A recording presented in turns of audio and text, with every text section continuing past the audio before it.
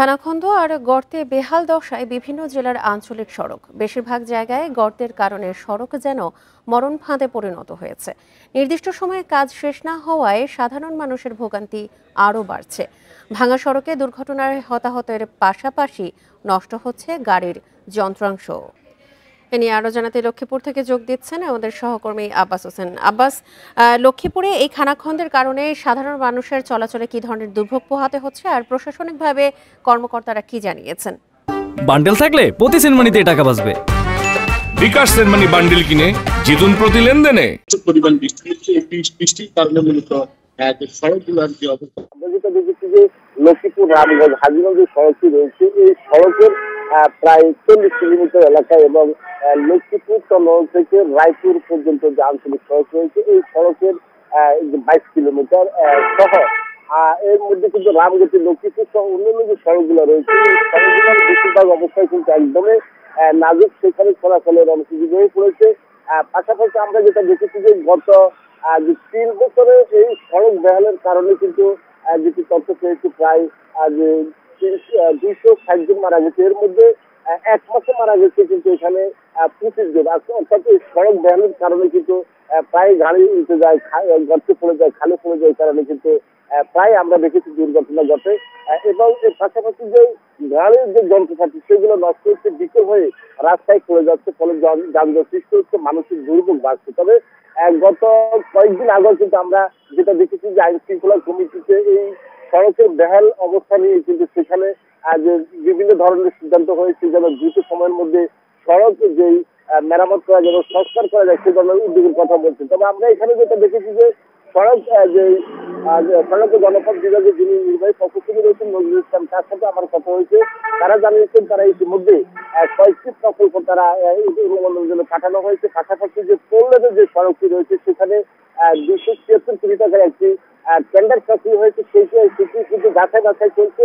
এই বাছাই প্রক্রিয়া শেষে কিন্তু মূলত এই কাজগুলো তারা শুরু করবেন এবং সেখানে তারা হয়তোবা এই কাজগুলো করলে মানুষের দুর্ভোগ যেটি সেটি কমবে, এমনকি সড়ক ও জনপদ বিভাগের থেকে বলা হয়েছে। এর বাইরে কিন্তু আমরা যেটা দেখেছি যে স্থানীয় সরকার বিভাগ অর্থাৎ এলজিডি যে সড়কগুলো রয়েছে সেখানে কিন্তু বেহাল অবস্থা।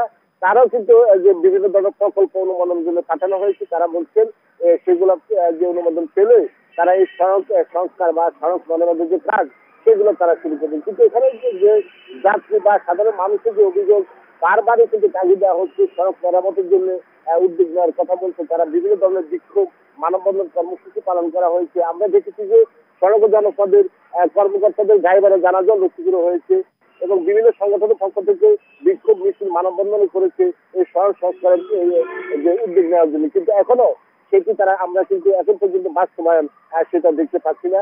এমনকি আমরা এখানে এসে বা সড়কের যে বিভিন্ন সংশ্লিষ্ট ব্যক্তি রয়েছে তাদের সাথে কথা বলে আমরা এটা জেনেছি। এর মধ্যে কিন্তু সড়ক বিভাগ বা যে এসজিডি তারা কিন্তু দ্রুত সময়ের মধ্যে কাজ শুরু করবে এমনটি বলা হয়েছে। তবে সবচেয়ে যেটি খারাপ রয়েছে সড়ক যে আঞ্চলিক সড়ক লক্ষ্মীপুর ঢাকা চট্টগ্রাম যে আঞ্চলিক সড়ক রয়েছে, এই সড়কের বিভিন্ন স্থানে অসংখ্য খানাখন্দে ভরা এবং প্রায় যে বিভিন্ন ধরনের ছোট বড় যানবাহন চলতে গিয়ে উল্টে যে বিভিন্ন ধরনের হতাহতের ঘটনা ঘটে, দুর্ঘটনা ঘটে, সেগুলো রেহাই করার জন্য মানুষ সেখান থেকে রেহাই পাওয়ার বা মুক্তি পাওয়ার জন্য মানুষ দ্রুত সেটি বাস্তবায়ন এমনকি আমরা এখানকার এলাকাবাসী আমাদেরকে জানিয়েছে। তবে জেলা প্রশাসক রাজীব কুমার সরকার বলেছেন তারা ইতিমধ্যে বিভিন্ন মন্ত্রণালয় তারা যোগাযোগ করছেন যেন এই যে দুর্ভোগ মানুষের কমানো যায় সে ধরনের ব্যবস্থা নেওয়ার কথা। জি আব্বাস, আপনি তথ্য সংগ্রহ করতে থাকুন। আমরা এবার যাচ্ছি টাঙ্গাইলে, সেখান থেকে জানাবেন আমাদের সহকর্মী মামুনুর রহমান।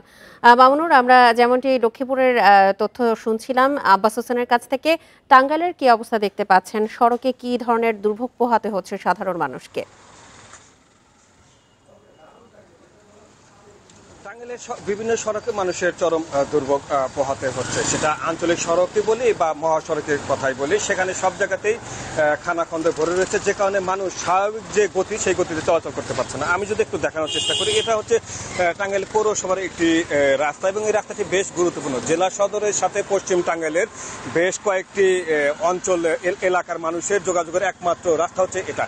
প্রতিদিন কয়েক হাজার সিএনজি রিক্সা, অটো রিক্সা, ব্যক্তিগত প্রাইভেট কার সহ ব্যক্তিগত যানবাহন চলাচল করে। কিন্তু এখন যে যে গর্তটি দেখা যাচ্ছে, এরকম গর্ত কিন্তু এই সড়কের 1 কিলোমিটার এলাকার জুড়ে প্রায় অধিকাংশ জায়গা থেকে এরকম গর্ত, যে কারণে মানুষ খুব বেশি স্বাচ্ছন্দ্যে চলাচল করতে পারছে না, অর্থাৎ মানুষের যে স্বাভাবিক গতি সেই গতিতে যেতে পারছে না, প্রতিনিয়তই তাদের দুর্ভোগ পোহাতে হচ্ছে। এর বাইরে এই সড়কের গুরুত্বের কথাটা বলি, মূল শহরের মাঝখানে বাস স্ট্যান্ড রয়েছে, যে কারণে বাস স্ট্যান্ড ছাড়া যারা যাতায়াত করতে চায় সেখানে অনেক যানজট হয়, তারা এই সড়কটি ব্যবহার করে। পাশে বেশ কয়েকটি মাদ্রাসা এবং শিক্ষা প্রতিষ্ঠান রয়েছে, তারা সবাই কিন্তু এই সড়কের কারণে চরম দুর্ভোগে পড়ে। এবার আসে আঞ্চলিক যে সড়কগুলো, অর্থাৎ জেলা শহর থেকে উপজেলা পর্যায়ে যেসব সড়ক রয়েছে সেসব জায়গাতেও কিন্তু খানাখন্দ রয়েছে।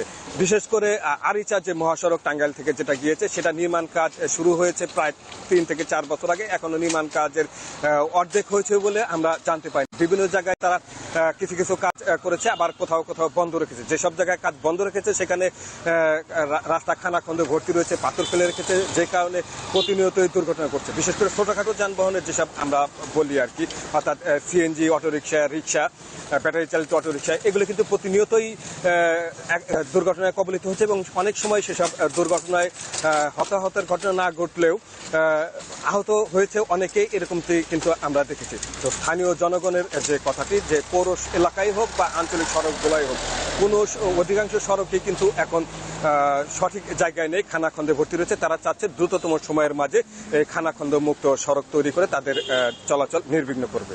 এই হচ্ছে আমার কাছে টাঙ্গাইল থেকে। লক্ষ্মীপুর ও টাঙ্গাইল থেকে সড়কের বেহাল অবস্থা নিয়ে জানাচ্ছিলেন আমাদের সহকর্মীরা।